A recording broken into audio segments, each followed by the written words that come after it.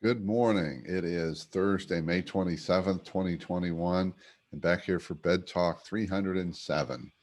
And today the topic is walking. Well, not really walking, but about our direction.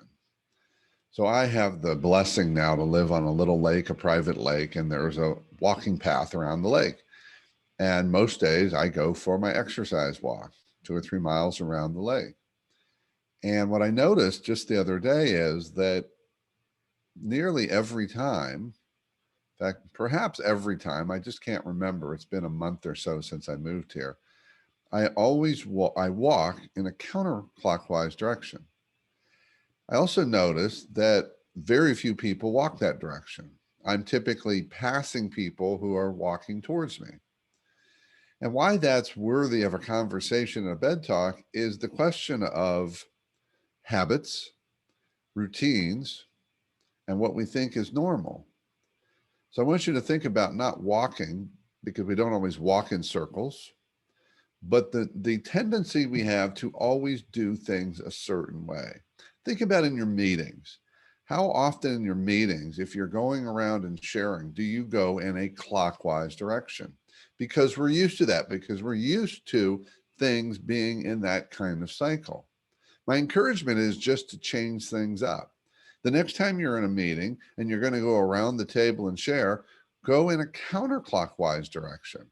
You will find that miraculously, but it makes sense logically, you're going to have a shift.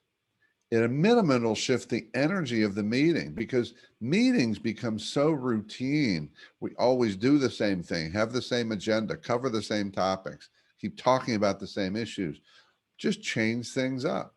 Another way to change things up is to not go in a circle at all, to go in different directions, to pick people, and maybe even have this. You pick the person that goes first if you're leading the meeting, and whoever speaks, the next person, they pick the next person. The point is change things up. And the second point is be aware of the routines that you're in that you may not even be aware of, such as always going in the clockwise direction. Now, by the way, for bonus points, those of you who are into chakras and things like that, counterclockwise is actually the feminine direction. It doesn't mean it's female, but it's a different energy. And if you're like me, don't you want a mix of energies in the way you show up in the world? Think about it and notice the way you're walking and the circles you're following. That's it for the day. Keep taking care of yourself and everyone around you. And by all means, stay connected.